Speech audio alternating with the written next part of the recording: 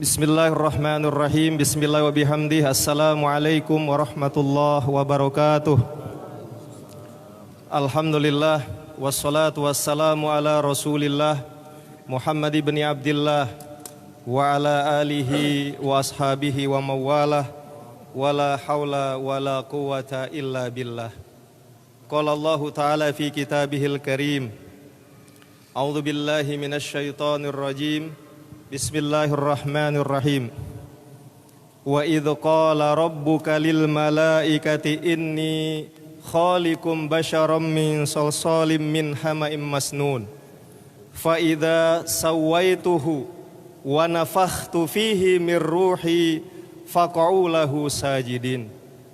Fasajadal malaikatu kulluhum ajma'un illa iblis aba ayyakuna ma'as sajidin.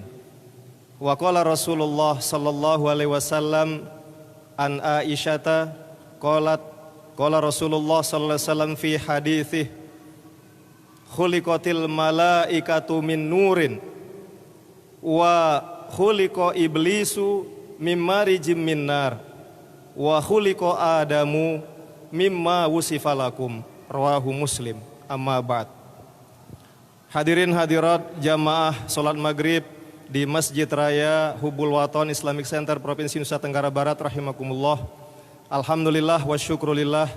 Marilah kita senantiasa memanjatkan puji syukur kehadirat Allah Azza wa Jalla atas semua limpahan rahmat dan karunia-Nya kepada kita hingga malam yang penuh mulia, penuh barokah ini.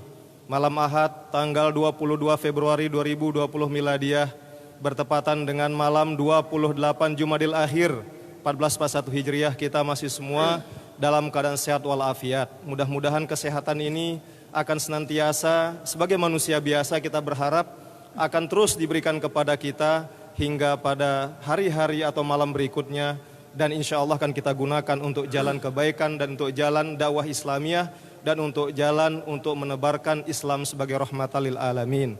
Selanjutnya selawat dan salam semoga tetap tercurahkan kepada junjungan alam Nabi besar Muhammad sallallahu alaihi wasallam. Allahumma shalli ala sayyidina wa habibina wa syafi'ina wa zuril mustafa maulana Muhammad. Mudah-mudahan kita semua para jamaah kaum muslimin muslimat akan dicatat di hari akhirat kelak sebagai orang yang beruntung, yakni orang yang berhak mendapatkan syafaat dari baginda Rasul Muhammad sallallahu alaihi wasallam. Hadirin jamaah kaum muslimin yang dirahmati Allah, pada malam ini seperti disampaikan oleh Ustadz moderator tadi, kita akan melanjutkan kajian dalam konteks filsafat Islam. Bil khusus kita akan semakin fokus untuk membicarakan tentang hakikat manusia yang sesungguhnya dalam perspektif agama Islam, begitu juga dalam perspektif filsafat serta dalam perspektif ilmu pengetahuan. Nah, pada pertemuan sebelumnya sudah disampaikan sebagai pengantar bahwa Islam yang kita anut sebagai agama yang paling benar itu menolak teori Darwin. Teori Charles Darwin, ilmuwan yang berasal dari Inggris, yang mengatakan sesungguhnya secara fisikal, secara fisik, secara zohir, secara material, kita ini kelanjutan atau generasi, anggaplah generasi tercanggih terakhir dari generasi dari nenek moyang manusia, yakni yang kita kenal hewan dengan sebutan monyet atau kera. Dia mengatakan kita menjadi manusia seperti ini melalui proses evolusi, proses tahap perkembangan, sehingga kita sekarang ini merupakan evolusi terlengkap dari spesies yang namanya kera atau monyet itu. Dan ternyata para jamaah, kesimpulan dia memang itu berasal dari pengamatan dia selama hampir 5 tahun. Ketika dia berumur sekitar 22 tahun, ya, dia keluar dari kampus yang ada di Cambridge, Inggris. Kemudian dia mengikuti proses pelayaran. Ya, dalam pelayaran selama hampir 5 tahun ini, dia mampir ke beberapa tempat termasuk daerah-daerah yang kuno, daerah-daerah pelosok, daerah-daerah pesisir yang jarang tersentuh oleh peradaban modern yang ada di Inggris saat itu. Kemudian di tempat-tempat itulah ditemukan fosil, ditemukan tulang belulang dari makhluk yang namanya termasuk kera, monyet itu, kemudian dibanding-bandingkan dengan manusia yang kemudian dia lihat ada kemiripan di sana, sehingga kesimpulannya semacam itu. Tetapi bagi kita dalam Islam, bahwa satu sisi kita akui manusia ini adalah makhluk yang terjadi tidak seperti yang kita pahami kun fayakun, seperti orang main sulap dalam TV yang tadinya tidak ada, hanya dan bacaan adab dabra-kadabra gitu langsung menjadi muncul semuanya. Tapi sekali lagi menjadi dalam proses evolutif. Ya, secara umum manusia dalam kandungan berapa bulan dan berapa hari? 9 bulan 10 hari. Pertanyaannya, adakah yang dikandung oleh ibunya kurang dari 9-10 hari dan menjadi manusia sehingga sekarang? Ada berapa bulan? 7 bulan. Kurang dari 7 bulan ada enggak? Ya, dikubur kalau kurang dari 7 bulan. Apalagi 4 bulan keluar, belum saatnya harus dikubur. Umumnya 7 bulan. Ada juga 8 bulan. Atau bahkan lebih, 9 bulan 10 hari. Ada, berapa tahun? Ya? Iya, ada yang setahun. Iya, macam-macam, ada yang setahun, ada, itu semua atas izin Allah. Tapi kita bicara lazimnya para jamaah, umumnya 9 bulan 10 hari kita ini berasal atau terjadi secara proses. Yang awal mulanya, ya tadi di awal mukadimah singkat hadis kami bacakan, hadis sahih riwayat dari Imam Muslim. Kata Rasulullah sallallahu alaihi wasallam, wa khuliqa Adamu ala surati. Jadi wa khuliqa Adam mimma usifalakum. Jadi Adam ini diciptakan oleh Allah sesuai dengan kejadiannya seperti apa yang disifatkan dari kalian. Ya, ini kita sampaikan sebelumnya, ini min turob, ya, dari tanah atau dari debu. Bahkan tadi juga di mukadimah tadi dalam surah Al-Hijr ayat 28 ya. Inni khaliqum basyara ya min solsolim min hamaim masnun. Kami menciptakan manusia ini dari tanah liat. Min hamaim masnun, solsolin tanah liat.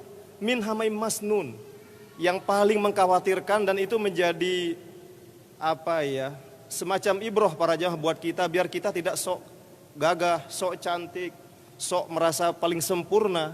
Min hamaim masnun. Apa hamaim masnun ini? Ya. Jadi hamaim masnun ini dari lumpur yang hitam. Bukan lumpur yang putih, tapi ada nggak lumpur putih ya? Kalau ada kapur namanya ya. Lumpur lapindo enggak ada warna putih, umumnya coklat. Bahkan bukan lagi coklat disebut Al-Quran ya. Dari lumpur hitam. Makanya kalau dalam lagu itu dari lumpur yang ternoda atau bernoda atau apa namanya. Jadi sudah lumpur lagi ternoda lagi. Kita warna hitam lagi. Itulah asal mula kita diciptakan oleh Allah. Kita ini dari bahan yang hina seperti itu. Itu sebabnya ketika malaikat diperintah sujud pada ayat berikutnya, fasajadal malaikatu kulluhum ajmaun illa iblis. Kalau malaikat karena memang dasarnya dia taat kepada Allah, sujud. Walaupun dari secara zohir, secara material, secara fisik para jamaah, malaikat ini kan lebih mulia dari kita. Dia diciptakan dari apa? Min nur. Khuliqatil malaikatu min nur. Sedangkan kita min solsolim min hamaim masnun, dari lumpur hitam lagi. Nur tentu lebih tinggi. Tapi malaikat berprinsip apapun yang diperintah, la ya'sunallaha ma amarahum wa yaf'aluna ma yu'marun. Diperintah aja apa saja malaikat, dia tidak dahulukan logikanya. Yang dilihat adalah ini perintah Allah. Ada pasti sesuatu yang kita tidak tahu. Akhirnya mereka sujud kecuali iblis. Artinya kembali ke tadi, jadi semua proses. Pertama kita dari turab atau dari lumpur hitam itu yang dibentuk oleh Allah, kemudian berikutnya juga menjadi nutfah, ya, nutfah menjadi air mani, kemudian menjadi alaqah, ya, daging yang menggantung di dinding rahim ibu kita, kemudian juga menjadi mudghah, segumpal daging. Setelah segumpal daging ini berubah dalam proses berikutnya menjadi izom. Izom ini tulang belulang, tulang. Nah, kemudian tulang ini terakhir dibungkus dengan laham. Makanya yang luar ini namanya laham. Kenapa? Ini daging yang membungkus, ada kulit di dalam kita, ada izom di dalam ya tangan kita, di dalam badan kita, kaki kita, di dalam jari-jari kita. Dan terakhir, fa idza sawaituhu wa nafakhtu fihi min ruhi faqau lau sajidin. Terakhir yang ketujuh tahap kejadian manusia adalah diciptakan ruh, ditiupkan ruh oleh Allah. Itulah sebabnya buat kita lebih mulia dari malaikat dan bahkan dari jin, dari iblis. Karena kita ada ruh ilahi. Ini yang menyampaikan ini adalah Allah melalui surat Al-Hijr ayat 28. Itulah satu sisi pertemuan sebelumnya kita tegaskan kita akan mulia manakala ruh ilahi ini kita asah terus. Ruh ilahi ini kita pertajam terus. Kalau dalam teorinya Imam Ghazali rahimahullah, jadi jiwa manusia ini ruh ilahinya ibarat cermin. Kalau kita lakukan perbuatan baik, ya dia akan semakin mengkilap, sehingga dia akan mudah menerima kebenaran. Sebaliknya tidak pernah kita asah, tidak pernah kita ajak sholat, tidak pernah kita wirid zikir, tidak pernah kita ajak untuk silaturahim, sombong maka diri paling hebat, maka dia karatan, kebaikan tidak akan pernah dia terima. Ya, tapi prinsipnya sekali lagi para jamaah rahimakumullah, bahwa kita pun manusia diciptakan menurut Al-Quran secara evolutif, tetapi berbeda dengan teori evolusi Darwin. Kita tetap dari jenis manusia, spesies manusia, ya, yang dimana di sana peran Allah Subhanahu wa taala selalu besar di dalam penciptaan kita. Nah, para jamaah rahimakumullah, pada malam ini kami fokus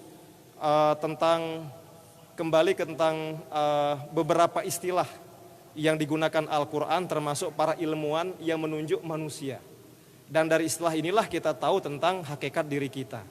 Sebab kita sampaikan pada pertemuan sebelumnya, ada juga yang mengatakan ini hadis, tapi kami lebih yakin bahwa ini adalah kalimat atau hikmah sufiyah yang mengatakan man arafa nafsah faqad arafa rabbah. Kalau kita ingin tahu tentang Allah, tentang Tuhan, tidak usah jauh-jauh dulu. Pelajari, selami hakikat diri manusia ini. Maka dari situ akan tumbuh kesadaran kita, tumbuh keyakinan kita bahwa kita ini makhluk tidak sempurna. Seperti tadi, diciptakan dari lumpur hitam. Sekarang aja gagah, sekarang aja bisa pakai peci, sekarang aja bisa pakai surbah, jubah, ataupun dasi, atau jas, sarung, atau bahkan kalau jadi presiden gagah kemana-mana dengan pesawat khusus. Padahal asli kita secara hakiki, secara materialistik, berasal dari lumpur hitam.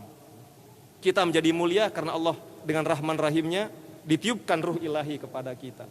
Nah, barangkali dua hal inilah yang bertarung ketika kita hidup para jamaah. Ketika kita hidup ini lebih banyak mengikuti tuntutan dari lumpur hitam ini yang mengajak kepada keburukan.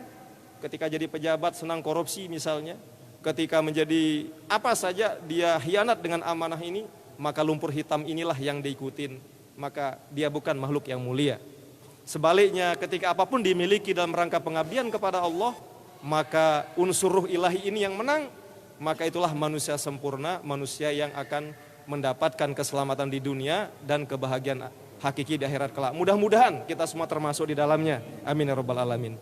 Hadirin rahimakumullah, selanjutnya beberapa istilah yang digunakan Al-Quranul Karim yang menunjuk tentang hakikat manusia sekarang.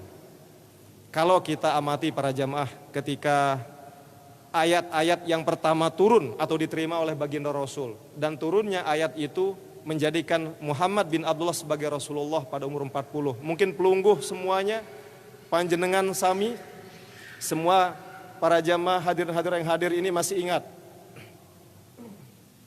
ayat apa yang pertama turun?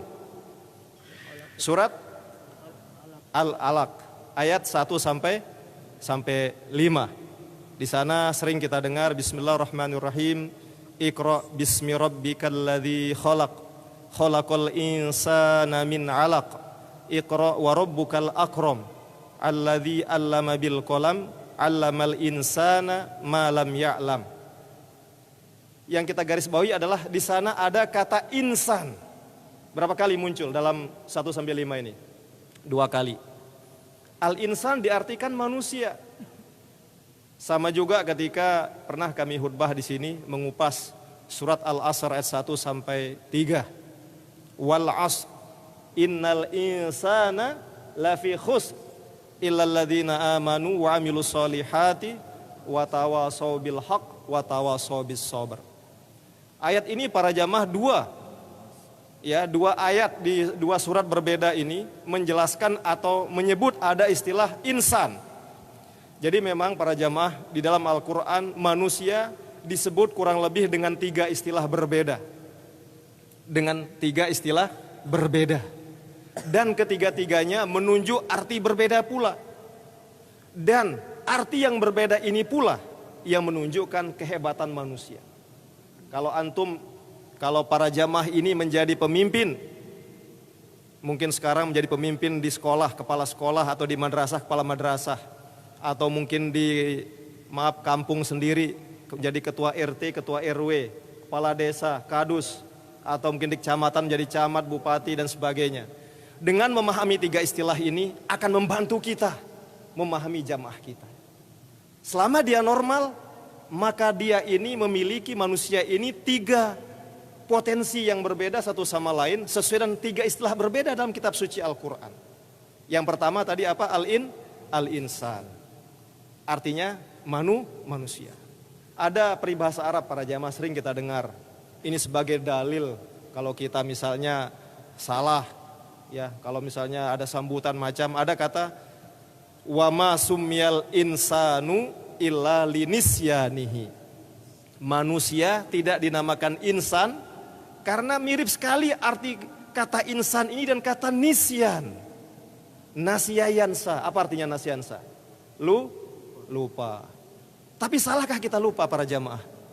Ya, misalnya maaf jadi imam ini, saking gupuh-gupuh, baru saya rapat kayak tiang barusan makanya telat ini. Jadi wadduha,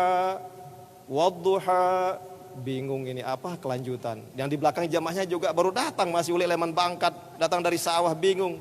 Akhirnya anak kecil karena dia juga mau pergi nonton film, mungkin cepat-cepat, wadduha saja Ustadz katanya.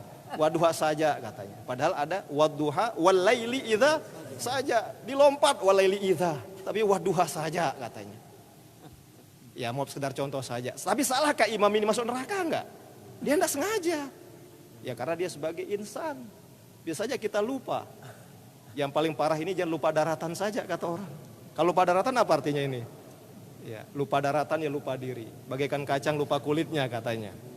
Kulitnya berasal dari hamaim masnun tadi, tanah lumpur ya, tanah liat atau lumpur yang warna hitam. Nah kembali ke tadi, nisyan ini kaitannya dengan apa? Bahwa manusia ini punya potensi menjadi pelupa. Karena itu, sebentar Ustaz, itu murid saya umur 7 tahun, hafal 30, juz ke-30. Nah juz 30 dulu. Nah ketika umur 14 atau 2 kali lipat dia hidup dari usia 7 tahun sebelumnya, dia hafal 30 juz semuanya. Tapi setelah dites 7 bulan berikutnya, tidak pernah murojaah, tidak pernah mutkin, dia lupa. Ya karena dia sebagai manusia. Makanya baginda Rasul saja, baginda Rasul pernah lupa nggak para jemaah? Pernah, nggih. Termasuk kaitannya dengan ya hifzul Quran. Itu sebabnya di setiap bulan Ramadan Jibril turun, ya langsung menyimak baginda Rasul, ya agar Rasul ini murojaah, mengingat kembali bacaan-bacaan beliau. Karena kita Rasul juga makhluk paling mulia, itu juga nisyan, punya potensi dan pernah lupa sebagai manusia. Nah tapi begini juga, tidak hanya sekedar itu para jamaah, ternyata penggunaan dari kata insan ini kaitannya dengan apa? Konteks pembelajaran. Ya makanya kalau kita lupa ya belajar lagi, kita lupa murojaah lagi. Jangan jadi alasan kalau kita pernah salah karena benar lupa, jangan lakukan lagi kesalahan itu, perbaiki diri kan begitu. Makanya di Iqra tadi, di Al-Alaq tadi kan dijelaskan ya bahwa manusia ini Iqra bismi rabbikal ladzi khalaq, khalaqal insana min 'alaq, Iqra wa rabbukal akram alladzi 'allama bil qalam. Ya ada alladzi 'allama bil qalam. Allah telah menciptakan manusia ini. Ya. Kaitannya apa? Dia juga dididik. Ada juga di Al-Qur'an ya. Allamahul bayan. Khalaqal insana allamahul bayan. Surat Ar-Rahman ayat 3 dan 4. Jadi Allah ini telah menciptakan manusia, allamahul bayan. Dan Allah juga menjadikan manusia ini bisa berbicara. Subhanallah. Ya, mohon maaf. Kalau sekarang ini pelungguh tahu ada berapa negara di dunia? Sama nggak bahasanya? Anggaplah 157 negara. Sama nggak bahasa setiap negara ini kita? Sama enggak? Indonesia saja salah satu dari negara yang ada ini, berapa bahasanya coba? Ada 1000 bahasa. Lombok, NTB, NTT ini berapa bahasanya?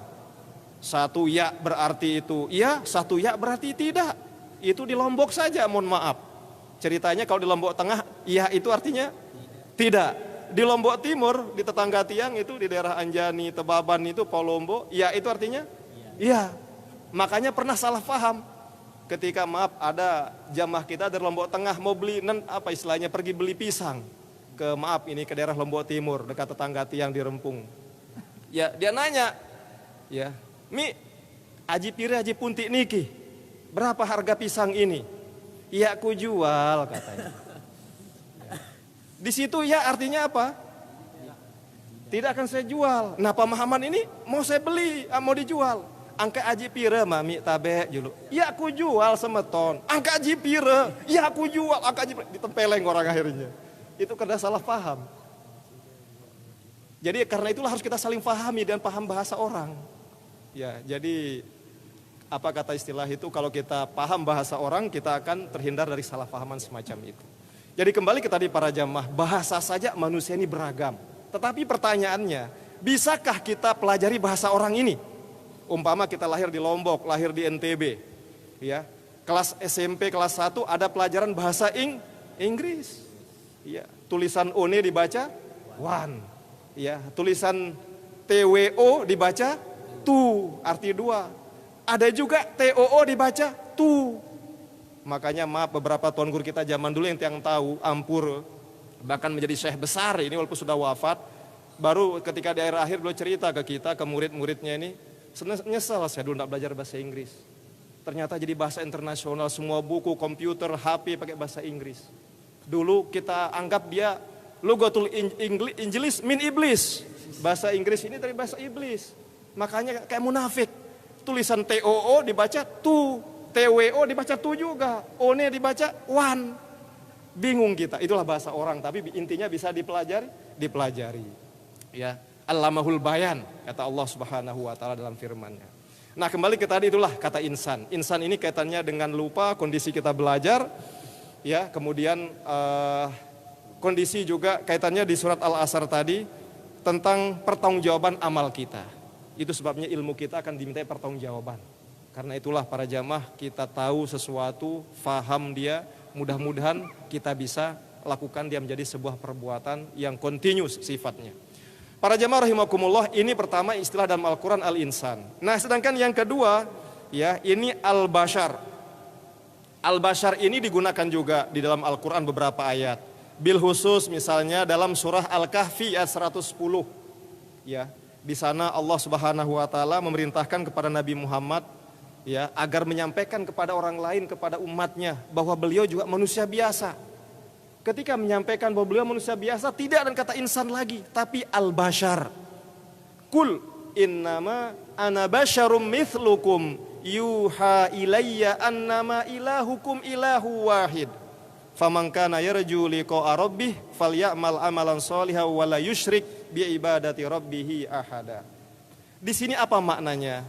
Bahwa pendekatan bashar ini sifatnya fisik biologis para jamaah. Rasul ini makan minum seperti manusia.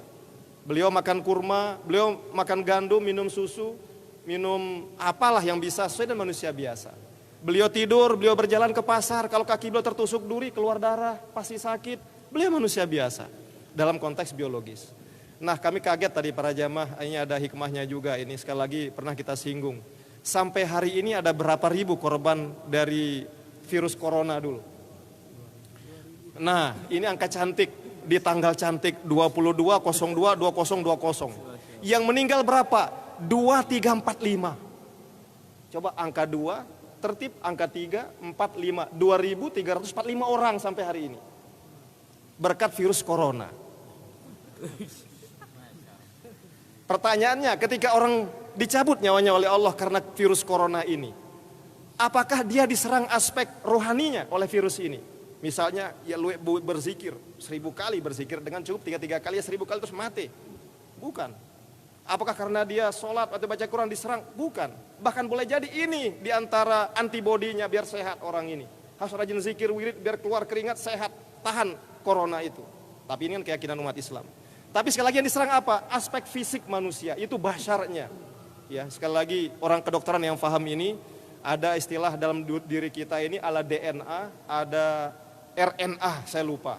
Yang diserang ini aspek RNA yang membuat manusia ini menjadi kekebalan tubuhnya menurun, kemudian dia sesak napas, baru bahasa kita innalillahi wa inna ilaihi raji'un. Ya. Jadi sekali lagi ini bashar. Dan yang ketiga sebagai penutup, yakni an-nas. Ya, misalnya Al-Hujurat ayat 13. Ya ayyuhan nas inna khalaqnakum min dzakari wa untha waja'alnakum syu'uban wa qabaila lita'arafu inna akramakum indallahi atqakum innallaha alimun khabir. Intinya wahai manusia, kami menciptakan kalian dari jenis laki-laki dan wanita. Waja'alnakum syu'uban wa qabail, dan kami jadikan kalian ini bersuku-suku, berbangsa-bangsa. Inna akramakum indallahi atqakum, yang paling mulia di antara kalian bukan suku maaf Sasak saja, bukan suku Mbojo, bukan suku Samawa, suku Jawa, Bugis dan sebagainya, atau bahkan suku Arab yang katanya bahkan sering menganggap diri ini, atau siapa yang paling banyak gelar nasabnya, Datu Raden apa misalnya, tetapi inna akramakum indallahi atqakum. Kenapa Al-Quran menggunakan juga kata anas yang berarti manusia? Di sini diartikan karena manusia ini mempunyai potensi bersuku-suku, berbangsa, berkelompok-kelompok. Ketika pelungguh misalnya hari ini yang kita hadir di masjid ini, kami yakin kalau ditanya agama Anda apa? Oh, lihat KTP, Islam. Tapi kok organisasinya beda-beda? Mohon maaf, ada yang misalnya rapat di Nahdlatul Ulama, di Nahdlatul Wathon, ada yang rapat juga di Muhammadiyah, atau bahkan maaf, ada di Ahmadiyah, atau bahkan organisasi yang lain. Makanya pernah kami catat para jamaah ya, ormas di Indonesia ini, ya ini mencengangkan sekali ya, hingga tanggal 25 November 2019 dicatat di Kementerian Dalam Negeri di Indonesia, jumlah ormas kita ini 431.465 ormas. Subhanallah. 431.000 ormas. Yang kita tahu kan 3 ini yang besar kalau konteks Islam. Coba ormas apa saja namanya? Mungkin ada ormas poli, ada ormas pimpong barangkali, ada ormas jubah, ada ormas topi putih, hitam, merah dan sebagai wallahualam bisawab. Tapi di Indonesia saja, belum di dunia. Iya. Jadi 431.000 Ustaz. Ormas ini tiang, subhanallah. Enggak tahu, tapi boleh jadi dari yang sekian itu ada yang hanya, mana anggotanya? Hanya ketua, sekretaris bendahara, anggota enggak ada. Jadi ketua intinya jadi anggotanya sekalian. Yang penting dia pokoknya ingin jadi ketua di situ. Siapa tahu dan dia jadi ketua, dia nyalon jadi bupati, terpilih dia. Kenapa? Ketua ormas bola voli misalnya begitu, umpama kalau ada. Tapi kita enggak habis pikir, 431 subhanallah. Cuma enggak kita heran. Karena manusia ini anas kata Allah. Dia punya potensi untuk berdiskusi, berkumpul dengan orang sefaham dengan dia, kemudian mendirikan organisasi sosial kemasyarakatan sesuai dengan pilihan-pilihannya. Para jamaah rahimakumullah, demikian terkait dengan beberapa istilah yang ada dalam Al-Quran tentang manusia ini. Intinya dapat kami garis bawahi kalaupun nanti ada pertanyaan, bahwa manusia ini adalah makhluk multidimensional, memiliki segi yang banyak. Kalau kita lihat ya dari arti misalnya tadi al-insan, maka manusia kalau istilah modern itu disebut sebagai makhluk antropologis. Dia belajar secara mandiri, dia faham, dan boleh jadi dia juga lupa. Tapi itulah manusia. Yang kedua boleh jadi dari perspektif sosiologis kemasyarakatan. Dia disebut sebagai anas. Manusia ini coba pelungguh, umpama Niki Ampura, sebulan tidak keluar kamar. Yang biasa sering ke masjid Niki, bertemu dan orang apalagi pimpin ormas. Sebulan ditahan misalnya di penjara oleh istri di kamar, entah karena istri sakit atau karena marah misalnya. Gimana rasanya? Pilih mana? Sebulan di penjara di rumah atau ditebus dan 500.000? Oh, mending kita tebus 500.000. Kenapa? Karena kita ini makhluk sosiologis. Tersiksa kita di dalam, walaupun semua ada, makanan enak ada, TV ada, tapi tidak ketemu manusia yang lain, tidak tahu apa yang terjadi di dunia luar. Apa pengajian oleh syekh-syekh kita malam ini? Maka sangat tersiksa. Itulah makhluk sosiologis yang kedua. Dan yang ketiga tadi makhluk biologis, manusia disebut sebagai ya bashar dalam Al-Quran. Artinya apa juga? Kita bisa hidup karena kita juga mempertahankan biologis kita. Ini juga penting, jangan dilupakan walaupun tidak segala-galanya. Artinya apa? Mari jaga kebersihan. Makanya bagus ini kita puji pemerintah Provinsi Nusa Tenggara Barat untuk menjaga kebersihan. Ada program apa namanya? Zero waste ya. Jadi nol kertas, nol sampah. Ya di mana-mana, dengan bersih kita nyaman ketemu sama lain, dengan bersih nyaman kita sujud, nyaman kita berwirid, berzikir, baca Quran.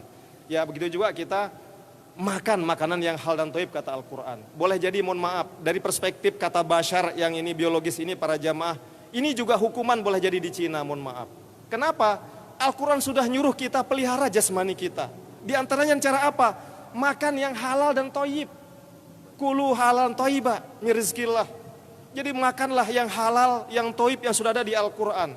Jangan makan yang menjijikkan, yang bukan diberikan lisensi oleh Al-Quran. Seperti misalnya ular, mohon maaf. Halal nggak menurut Islam ular? Ya, begitu juga kelelawar, halal nggak? Ya, tentu Allah mengharamkan itu termasuk babi karena banyak mudaratnya. Seperti malaikat tadi, jangan kita diskusikan, mari kita laksanakan. Itu prinsipnya. Akhirnya apa yang terjadi? Menjadi virus yang mematikan. 2345 korban akibat tidak taat pada ajaran Quran. Wallahu a'lamu bishawab. Subhanaka la ilma lana illa ma 'allamtana innaka antal alimul hakim. Demikian dapat kami sampaikan. Terima kasih segala perhatian dan maaf atas segala kekurangan. Jika ada pertanyaan dipersilakan. Wassalamualaikum.